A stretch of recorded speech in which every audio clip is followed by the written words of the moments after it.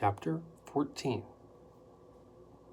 Coco, wearing his blue harness and leading Quillerin on the 12-foot leash, entered the pottery with the confidence of one who had been there before. There was no hesitation on the threshold, no cautious sniffing, and none of that usual stalking with underslung belly. Quillerin said, "Let's start by taking some shots of Dan at the wheel." "To be honest with you fellas, I specialize in slab-built pots," Dan said. "But if that's what you want." He scooped up a handful of clay from a barrel and sat down at the power wheel. "Leave the cat out of this picture," Quillerin instructed the photographer. "Just get a series of candids as the pot takes shape." "It won't be too good," the potter said. "I've got a bad thumb." The clay started to spin, rising under his wet hands, then falling, building up to a core, lowering into a squat mound, gradually hollowed by the potter's left thumb, and eventually shaped into a bowl. All the while, Bunsen was clicking the camera, bouncing around from one angle to another, and barking terse instructions. "Bend over, glance up, raise your chin, don't look at the camera!" And all the while, Coco was exploring the studio, nosing a clutter of mortars and pestles, crocks, sieves, scoops, ladles, and funnels. Fascinated by things mechanical, he was especially interested in the scales. "The big story," Dan insisted, "is about my glazes. I've come up with something that's kind of cool, if you know what I mean." "First, let's look at the clay room," Quillerin insisted. "There may be some possibilities there for action shots." Dan hung back. "There's nothing in that room but a lot of equipment we don't use anymore. It's all 50, 60 years old." "I'd like to have a look," Bunsen said. "You never know where you'll find a great picture, and I've got lots of film." It was cold and damp in the dimly lighted clay room. Quillerin asked intelligent questions about the plunger, pug mill, and filter press, meanwhile keeping an eye on Coco and a firm hand on the leash. The cat was attracted to a trap door in the floor. "What's down there?" Quillerin asked. "Nothing, just a ladder to the basement," the potter said. The newsman thought otherwise. Joy had called it the slip tank. He leaned over and pulled up on the iron ring, swinging open the door and peering down into blackness. A strange sound came from Coco, teetering on the edge of the square hole. It started as a growl and ended in a falsetto shriek. "Careful," the potter warned. "There are rats down there." The newsman pulled Coco back and let the trapdoor fall into place with a crash that shook the floor. "Smells pretty potent in here," Bunsen observed. "That's the clay ripening," Dan explained. "You get used to it. Why don't we go to the kiln room? It's more comfortable, and there's not so much stink." The high-ceilinged kiln room, with its mammoth ovens and flues, was pleasantly warm and clean, having neither the mud of the clay room nor the dust of the studio. On a table in the center stood a collection of square-cut vases and pots with the radiantly colorful glazes Quillerin had glimpsed through the peephole. From a distance, he had been attracted to their brilliant blues, reds, and greens. At close hand, he saw that they were much more than that. There seemed to be movement in the depths of the glaze. The surfaces looked wet and alive. The two newsmen were silent and curious as they walked around the ceramics and studied the baffling effect. "How do you fellas like it?" asked Dan, aglow with pride. "I call it my living glaze." "Sort of makes my hair stand on end," Bunsen said. "No kidding." "Amazing," said Quillerin. "How do you do it?" "Potter's secret," Dan said smugly. "All potters have their secrets. I had to work out a formula and then experiment with the fire. Cobalt oxide makes blue. Chromium oxide makes green, except when it comes out pink. You have to know your onions, if you know what I mean." "Crazy," said Bunsen. "You can change colors by adding wood ash." even tobacco ash. We have a lot of tricks. Use salt and you get orange peel texture. I'm just giving you some interesting facts you can use in your article if you want to make notes. Did Joy know you'd come up with this living glaze? Quillerin asked. Oh, she knew all right, the Potter chuckled. And it wouldn't surprise me if the old gal's nose was out of joint. Probably why she made herself scarce. She's got a pretty good opinion of herself, and she couldn't stand to see someone steal the show. He smiled and shook his head sadly.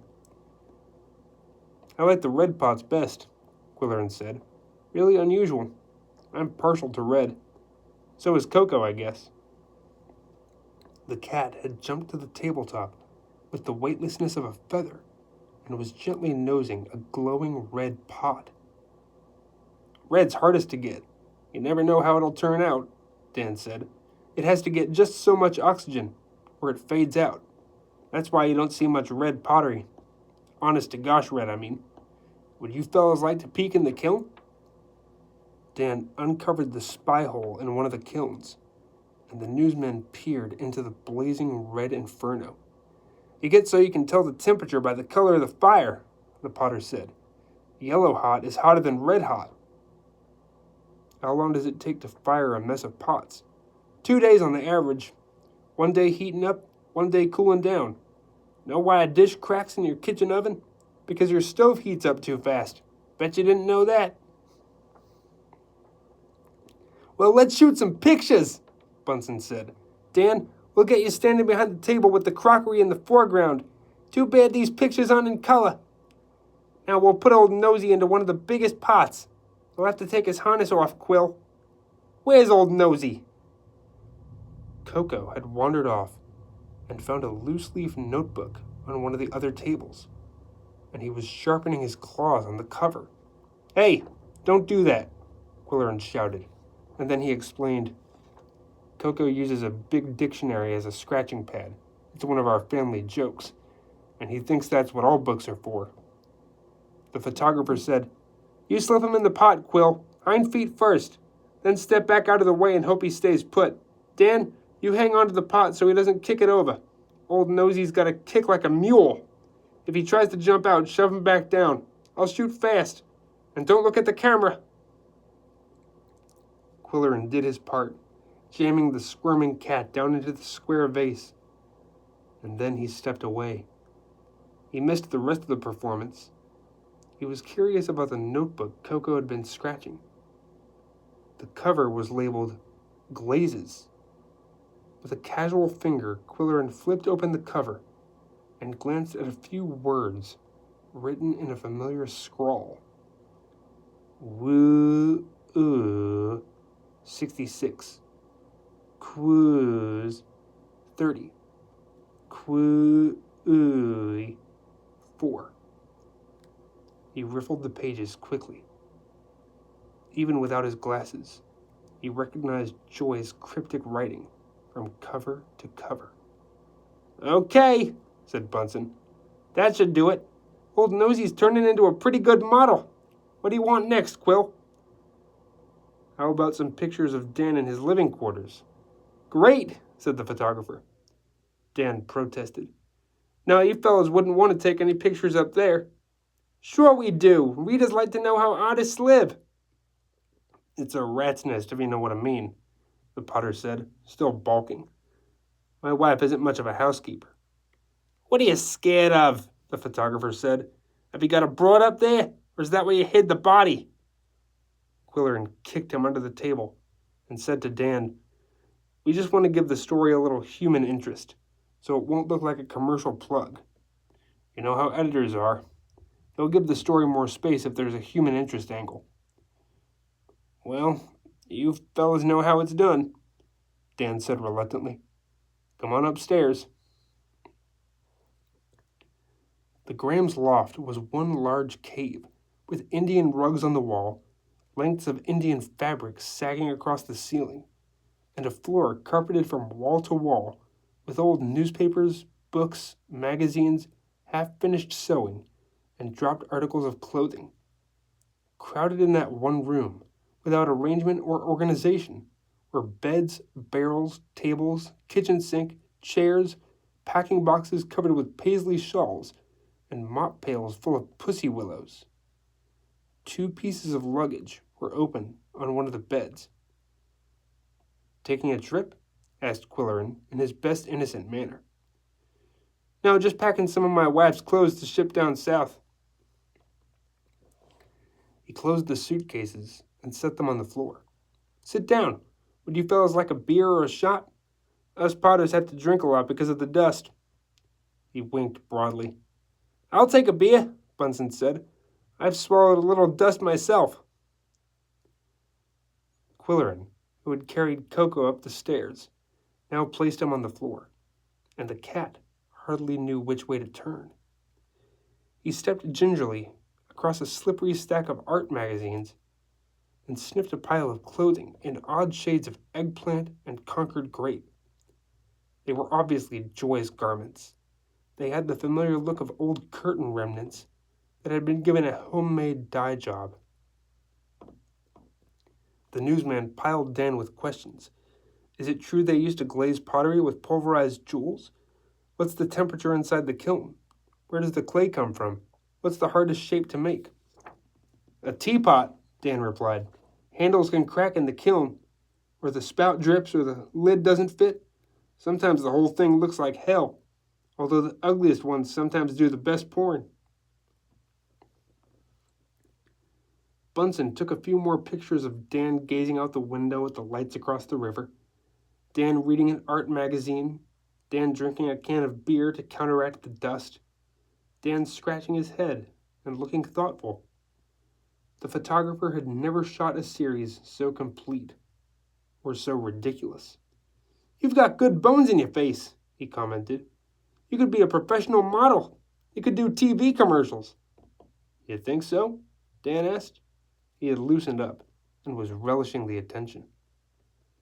By the time the shooting session was over, Quillerin and Coco had examined every inch of the room. There was a phone number written on a pad near the telephone, which the newsman memorized. Coco found a woman's silver bat hairbrush, which he knocked to the floor while trying to bite the bristles. The cat also showed interest in a large ceramic jardiniere containing papers and small notebooks and a packet of dusty envelopes tied with faded ribbon. Quillerin managed to transfer the envelopes to his inside jacket pocket. A familiar prickling sensation on his upper lip had convinced him it was the right thing to do. The newsman finally said goodnight to Dan, promised him some copies of the pictures, and trooped back to Quillerin's apartment, dragging a reluctant cat on the leash. "Okay, let's have it," Bunsen demanded. "What's this play acting all about?" "Wish I knew," Quillerin admitted. "As soon as I find out, I'll buy you a porterhouse on my expense account and fill you in on the sordid details." "How are you going to explain to that poor guy when the Fluxion runs a half-column headshot and 20 words of copy?"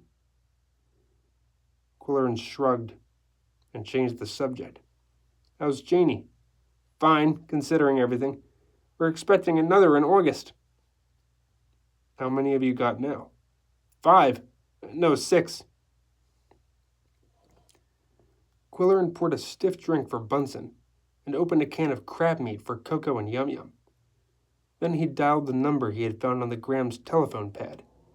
It proved to be an overseas airline. He also thought about Joy's silver bat hairbrush. He had given it to her for Christmas many years before. Wouldn't she have taken it if she intended to leave town? A hairbrush was as important as a toothbrush to that girl. She used to brush her long hair by the hour.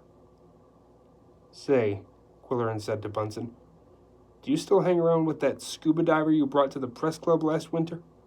"I see him once in a while. I'm doing his wedding pictures in June." "Would you ask him to do us a favor?" "No sweat. He loves the Fluxion after that layout we gave him in the magazine section. What did you have in mind?" "I'd like him to go down under the wharf behind this building, just to see what he can find. And the sooner the better." "What are you looking for?" I don't know, but a large unidentified object was dumped into the river in the middle of the night, and I'd like to know what it was. It could be halfway to Goose Island by now. Not necessarily. The body of the sculptor who drowned here was found lodged against the piling under the boardwalk. Quillerin patted his mustache smugly. I have an idea something might be trapped down there right now.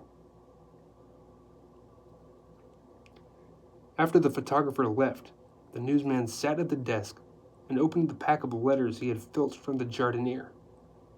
They were all addressed to Helen Maud Hake, and had been mailed at various times from Paris, Brussels, Sydney, and Philadelphia.